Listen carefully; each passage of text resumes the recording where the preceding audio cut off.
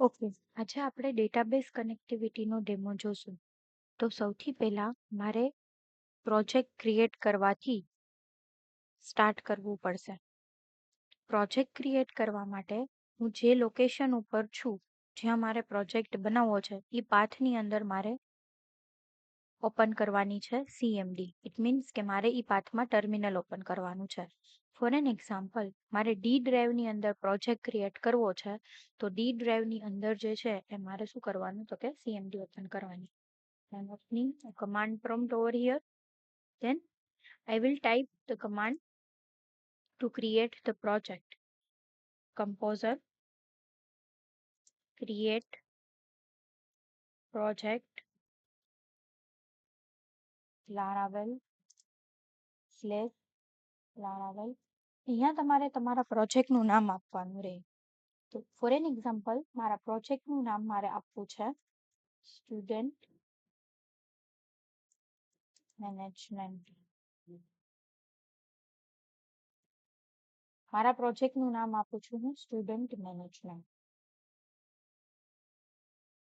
આપણે વેઇટ કરશું જ્યાં સુધી આપણો પ્રોજેક્ટ ક્રિએટ ન થઈ જાય ત્યાં સુધી.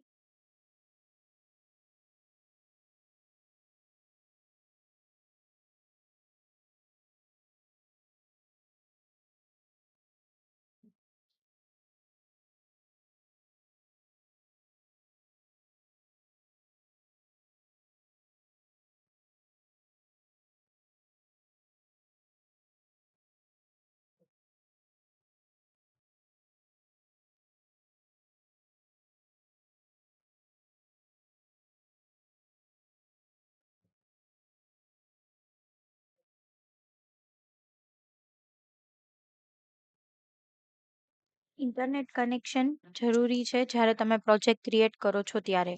If you are not connected with internet, the project will not be created.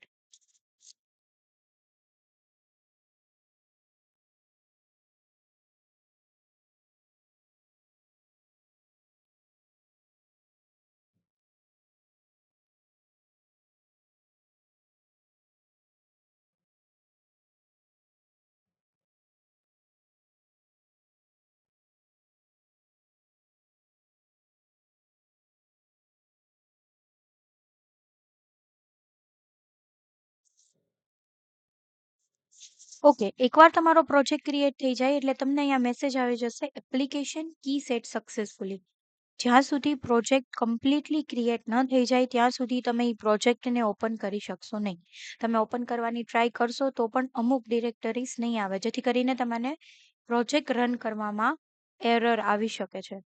તો જ્યાં સુધી પ્રોજેક્ટ ક્રિએટ ન થાય ત્યાં સુધી એને ઓપન ના કરવું. ત્યારબાદ હવે આ પ્રોજેક્ટ મારો ક્રિએટ થઈ ગયો છે, તો મારે કમાન્ડ પ્રોમ્પ્ટની કાંઈ રિક્વાયરમેન્ટ નથી, એટલા માટે હું કમાન્ડ પ્રોમ્પ્ટ ક્લોઝ કરી દઉં છું. ત્યારબાદ આ પ્રોજેક્ટને મારે ઓપન કરવો છે. તમે જોઈ શકો છો કે અહીંયા સ્ટુડન્ટ મેનેજમેન્ટ નામનું એક ફોલ્ડર આવી ગયું છે અને એની અંદર તમારો જે પ્રોજેક્ટ છે ઓલરેડી ક્રિએટ થઈને આવી ગયો છે. આ પ્રોજેક્ટને વિઝ્યુઅલ કોડમાં ઓપન કરવા માટે હું પહેલા વિઝ્યુઅલ સ્ટુડિયો કોડ ઓપન કરીશ. ત્યારબાદ હું ફાઇલમાં જઈશ. ફાઇલમાંથી I will choose open folder. Open ફોલ્ડરમાંથી મેં જે પાથમાં પ્રોજેક્ટ ક્રિએટ કર્યો છે એ પાથની અંદર હું જઈશ. જેમ કે મેં પ્રોજેક્ટ્સ નામના ફોલ્ડરની અંદર મારું પ્રોજેક્ટ જે છે એ ક્રિએટ કરેલો છે. ત્યારબાદ મારા પ્રોજેક્ટનું જે નામ છે એ નામ હું સિલેક્ટ કરીશ અને સિલેક્ટ ફોલ્ડર. ઓકે, હવે આ મારો પ્રોજેક્ટ જે છે તમે જોઈ શકો છો અહીંયા લેફ્ટ હેન્ડ સાઈડ ઉપર ડિરેક્ટરીઝ તમને દેખાય છે. અમારો પ્રોજેક્ટ જે છે ઓલરેડી ઓપન થઈ ગયો છે. એકવાર પ્રોજેક્ટ ઓપન થઈ જાય ત્યારબાદ મારે પ્રોજેક્ટને એકવાર રન કરીને ટેસ્ટ કરવો હોય તો હું કેવી રીતે કરી શકું? તો you have to press Ctrl-. It will open N terminal.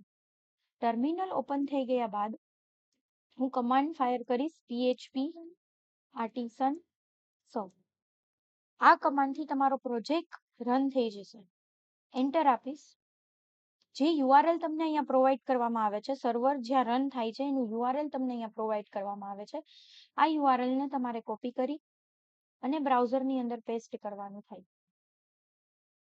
અહીંયા હું પેસ્ટ કરી અને હું એન્ટર આપીશ એટલે તમે જોઈ શકો છો કે તમારો જે પ્રોજેક્ટ છે એ તમને અહીંયા એનું વેલકમ પેજ ડિસ્પ્લે થશે. ઇટ મીન્સ કે તમારો પ્રોજેક્ટ જે છે સક્સેસફુલી રન થઈ ગયો છે. હવે ડેટાબેઝ કનેક્ટિવિટી માટે અમુક પ્રી રિક્વિઝિટ છે કે જે તમારે સેટઅપ કરવી જરૂરી છે. તો ફર્સ્ટલી મારે ઝેમ્પ સ્ટાર્ટ કરવું પડે. તો હું ઝેમ્પ સ્ટાર્ટ કરી દઉં છું. ઝેમ્પની અંદરથી MySQL અને અપાચેની સર્વિસ સ્ટાર્ટ કરવી કમ્પલસરી છે.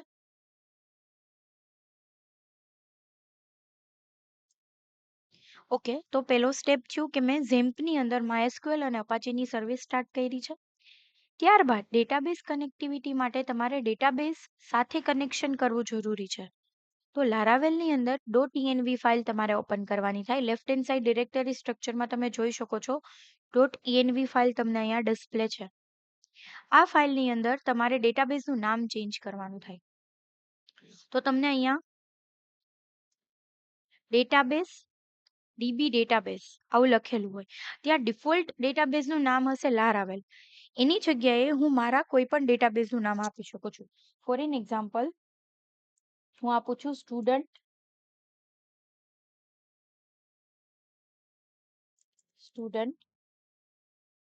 ડીબી. મેં મારા ડેટાબેઝનું નામ આપ્યું છે સ્ટુડન્ટ અંડરસ્કોર ડીબી.